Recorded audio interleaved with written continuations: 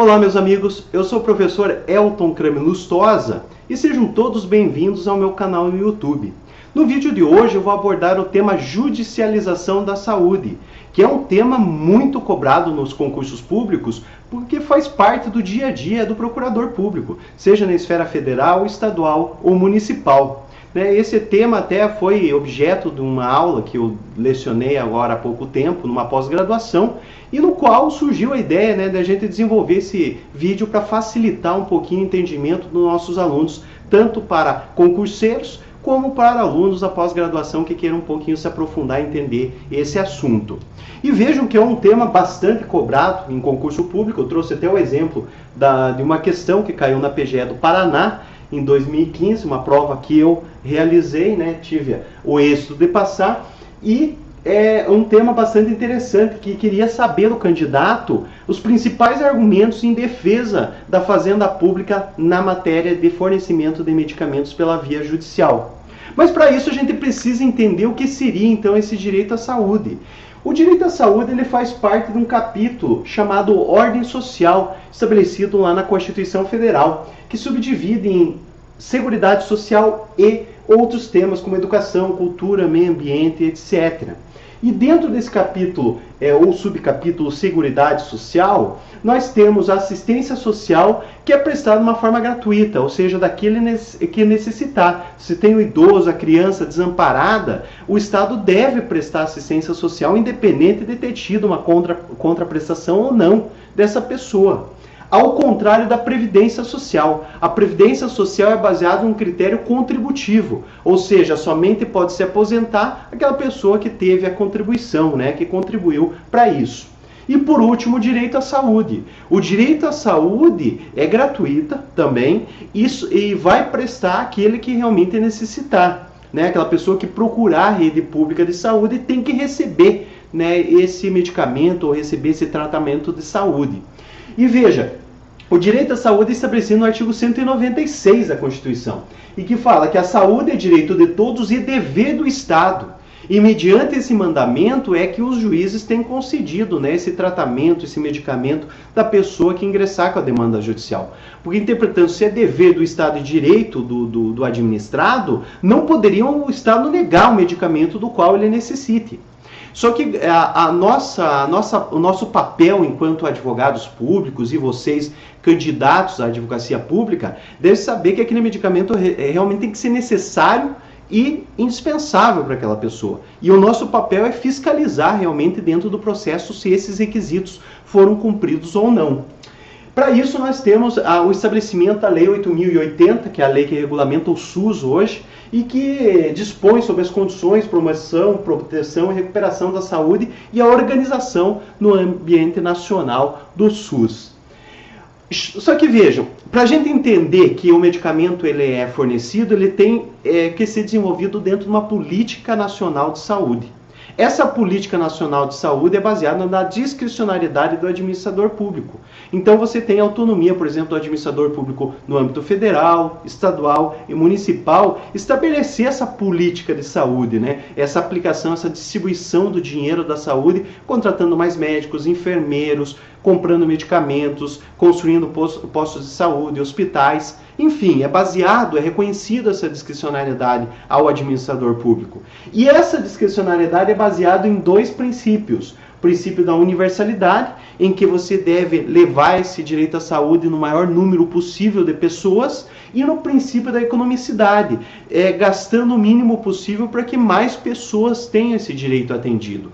Nós sabemos que o dinheiro é escasso. Os estados não têm dinheiro para atender todos de uma vez só. Então nós temos que atender o maior número possível, com uma qualidade colocada pela Constituição, que é o princípio da eficiência, mas também devemos reconhecer o princípio da economicidade, que você não deve gastar tanto para que todos usufruam desse direito. E aí nós temos um dado alarmante, que é o número de ações que vem concedendo esse direito à saúde. Por exemplo, eu grifei só dois aqui pelo tempo que a gente tem desse vídeo. Mas veja, só fornecimento de medicamentos, de 2016 a 2017, nós tivemos um aumento de 56% no número de ações. Os dados obtidos lá na Justiça em Números, do CNJ. Para o tratamento médico hospitalar, pulou de 62% de um ano para o outro. E veja, ações envolvendo o Estado também tiveram um aumento gigantesco, o que relata que a Fazenda Pública tem que retirar o dinheiro de uma situação, de uma seara, para conseguir cumprir essas decisões judiciais. Então veja, esse dinheiro não é doado, não é brotado, ou seja, é realocado dentro do orçamento. Então isso tem uma repercussão dentro do orçamento público? Com certeza tem. E por isso que é uma preocupação não só dos administradores, mas também da advocacia pública, como que vai conseguir lidar com essas ações judiciais, com essas demandas judiciais. Aí nós temos a tese da reserva do possível, que é muito salientada, principalmente pelos concurseiros, porque a prova do concurso público você tem que colocar, tem que trabalhar com a reserva do possível, né? Sabendo que aquela reserva, aquele limite orçamentário que você tem para dar aso aos gastos públicos.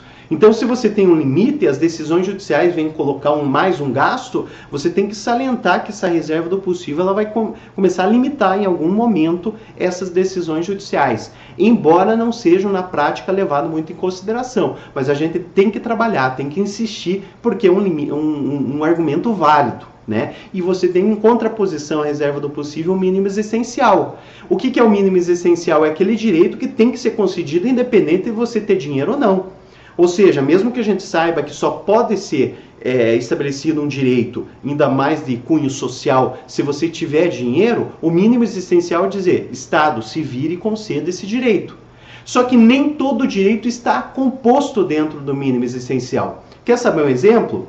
Direito à educação. Direito à educação é um direito constitucional, um direito fundamental e subjetivo do administrado.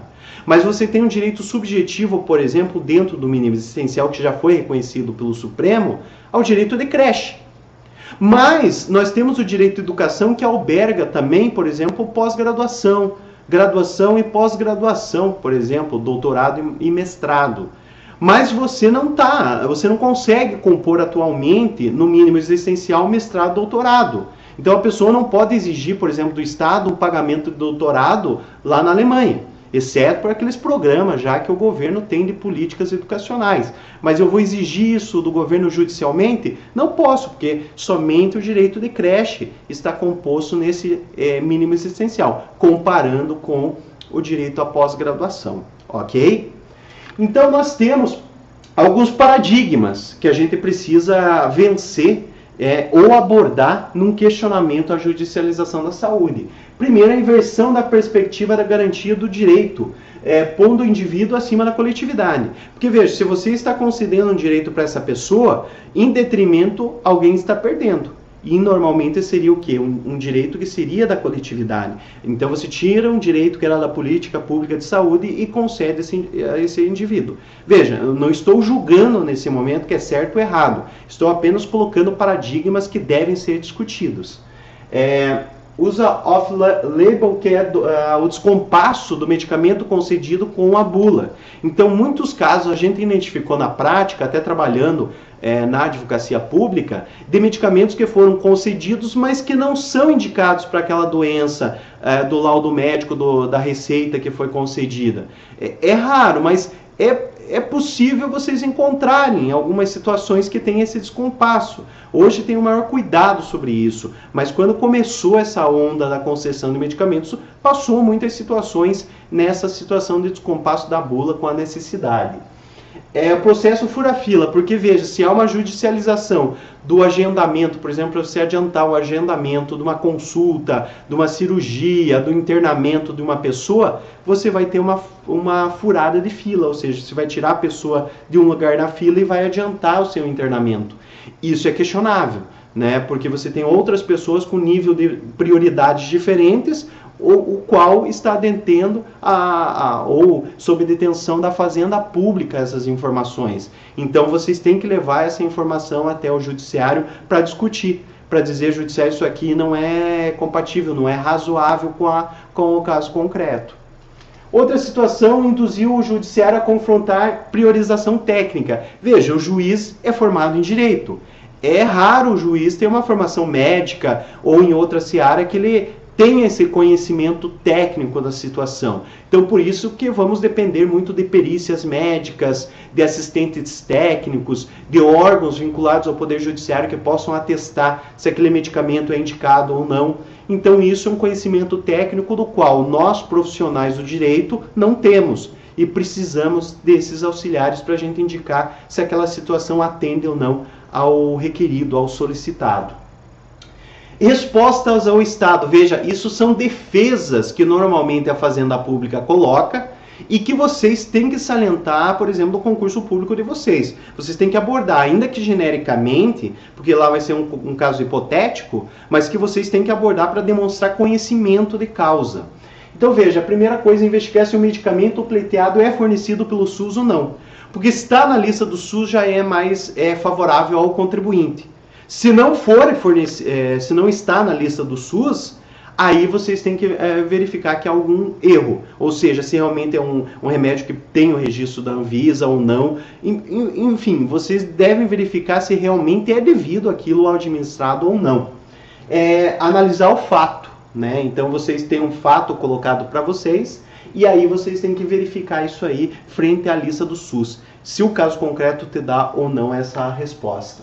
Segundo, o medicamento é reclamado a apresentação comercial distinta oferecida do SUS. Aqui, por exemplo, além do fato de indicar como e onde obter o fornecimento, se há razão técnica para eleição daquela marca comercial ou não, há alguma razão de ter esse medicamento receitado pelo médico, se há um similar ou não na lista do SUS. Isso tem que ser abordado, ainda que genericamente, como insisto com vocês, mas tem que ser verificado se essa marca, por exemplo, teria um similar ou não, que seria mais econômico, mais barato para o Estado fornecer. Porque lembre, o que vige no princípio de políticas públicas de saúde, princípio da universalidade e princípio da economicidade.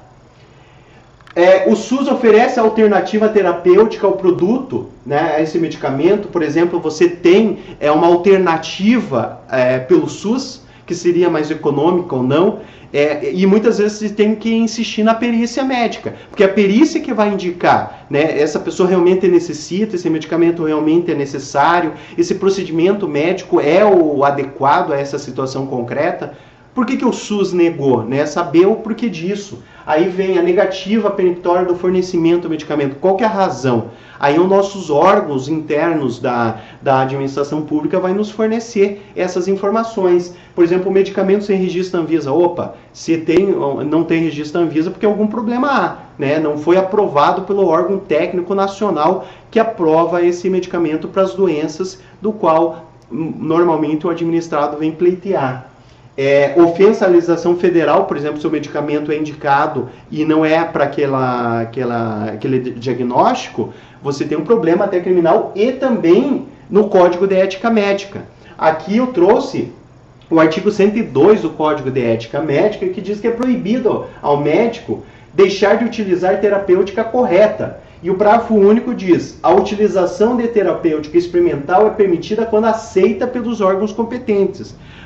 O que pode ser insistido pelos advogados públicos é dizer, se não é aceito pela Anvisa, não tem o registro da Anvisa, não pode ser indicado nesse caso, não pode ser utilizado como cobaia, nesse caso concreto, numa forma de diagnóstico ou receituário pelo médico particular, né? Outra situação, abordar a suspensão de segurança 175 do Supremo Tribunal Federal, que é um marco de critérios colocados nas ações de medicamentos. Por exemplo, verificar se há política estatal que abranja essa prestação. Por que esse medicamento está fora do Plano Nacional de Prestação de Serviços de Saúde? Há algum problema com esse medicamento? Ou há uma situação de um outro medicamento que teria nesse Plano Nacional? Se houver uma política pública, verificar se há vedação legal. Por exemplo, a ausência de registro na Anvisa. É um problema que deve ser verificado, sim, e abordado nas defesas da Fazenda Pública. Verificar se há motivação para o não fornecimento da medicação. Isso, normalmente, os órgãos técnicos que vão fornecer. Se não foi fornecido esse medicamento, por quê? É experimental, não é indicado pela bula para essa doença que a pessoa tem. Enfim, saber o porquê, a razão dessa negatória na esfera administrativa. Se o SUS fornecer tratamento alternativo, mas se é adequado ou não ao paciente. Então, se você tem uma alternativa na via administrativa que o SUS já fornece, por que ele quer o outro? Qual que é a razão? O médico já indicou aquele, não deu certo? Então, explorar melhor essa situação. Se não houver tratamento pelo SUS, é preciso diferenciar o novo tratamento. Ou seja, o que o novo tem que é melhor que o velho. Ou que o velho, a gente diz a alternativa velha, que é aquilo que o SUS já fornece, né? A alternativa tradicional. O que esse novo tem de diferente que o tradicional não vai albergar, né? Não vai atender à necessidade do paciente.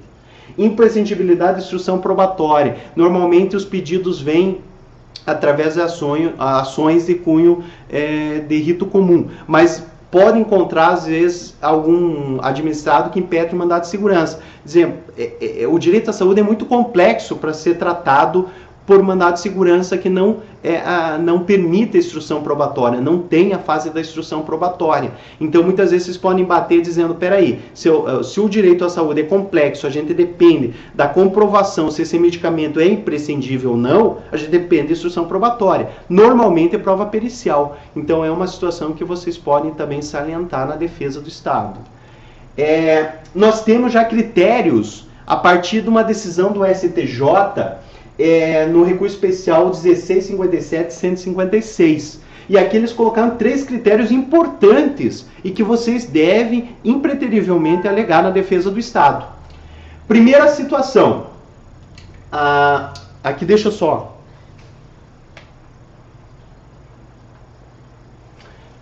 Primeira situação. A comprovação por meio de laudo médico fundamentado e circunstanciado da imprescindibilidade e necessidade do medicamento. Ou seja, eu não posso permitir a concessão do medicamento que não seja adequado, necessário ou imprescindível para aquele caso narrado na inicial. Então o autor vai dizer, eu estou com tal doença, vai ter a CID da doença. Esse medicamento tem que ser imprescindível. Ou seja, se a pessoa não tiver esse medicamento, ela pode perder a vida ou uma sequela, enfim, alguma coisa realmente grave. Segunda situação, incapacidade financeira do autor em custear esse medicamento. É um segundo critério que não era muito aceito por alguns juízes, mas que hoje a gente já pode salientar com base nessa decisão do STJ, dizendo que se essa parte tem um plano de saúde ou foi atendida por um médico particular e estava custeando particularmente esse medicamento ou tenha condições financeiras de custear, o Estado não é obrigado a custear, até pelo princípio da universalidade. Você tem outras pessoas que têm que ser atendidas pelas políticas públicas de saúde. E essa pessoa que ajuizou a ação judicial, ela tem que comprovar que realmente não tem condição financeira de adquirir esse medicamento ou esse tratamento de saúde. E por último, a existência de registro na Anvisa. O medicamento ele não pode ser concedido sem que tenha registro na Anvisa. É um critério já bem debatido e hoje é aceito pelo STJ.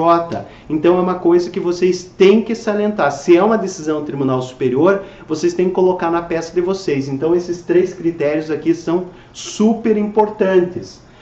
Também, hoje, com a aprovação das alterações do Decreto-Lei 4657/42, que é a Lei de Introdução às Normas Jurídicas, vocês também podem colocar na defesa da Fazenda Pública. Por exemplo, o artigo 20. Nas esferas administrativas, controlador e judicial não se decidirá com base em valores jurídicos abstratos, sem que sejam consideradas as consequências práticas da decisão. Ou seja, nessas alterações que foram promovidas no decreto-lei, exige que o juiz, além de determinar, sentenciar ou decidir algum caso concreto, leve em consideração as consequências práticas. Então, se eu vou alterar uma política pública de saúde, qual é a consequência prática disso? Né? Então, eu posso provocar o juiz para que ele fale. Então, se eu vou retirar, por exemplo, um medicamento de alto custo, que eu vou conceder para determinada pessoa, como que vai ficar minhas políticas públicas de saúde? Isso aqui vai ser prejudicado. O princípio da universalidade vai ser prejudicado nessa situação. Então, ainda que genericamente, eu posso provocar uma discussão a respeito disso. O artigo 21 também é uma questão muito interessante. A decisão que nas esferas administrativa, controladora ou judicial decretar invalidação de ato, contrato, ajuste, processo, norma administrativa, deverá indicar o modo expresso suas consequências jurídicas e administrativas. O que vem reforçar o artigo 20, mas são normas que podem ser salientadas, principalmente essas questões que mexem com a administração pública. E por fim, para você que quer se aprofundar mais nessa questão de eficiência administrativa e políticas públicas, eu indico a minha obra, chamada Eficiência Administrativa e Ativismo Judicial, que é fruto da minha dissertação de mestrado e que pode te ajudar aí a fazer uma reflexão um pouquinho mais aprofundada sobre esses temas. Espero ter ajudado, contribuído no seu estudo sobre o tema judicialização da saúde. E estou à disposição para mais divergências e polêmicas que vocês possam encontrar aí na nossa doutrina e jurisprudência. Até mais!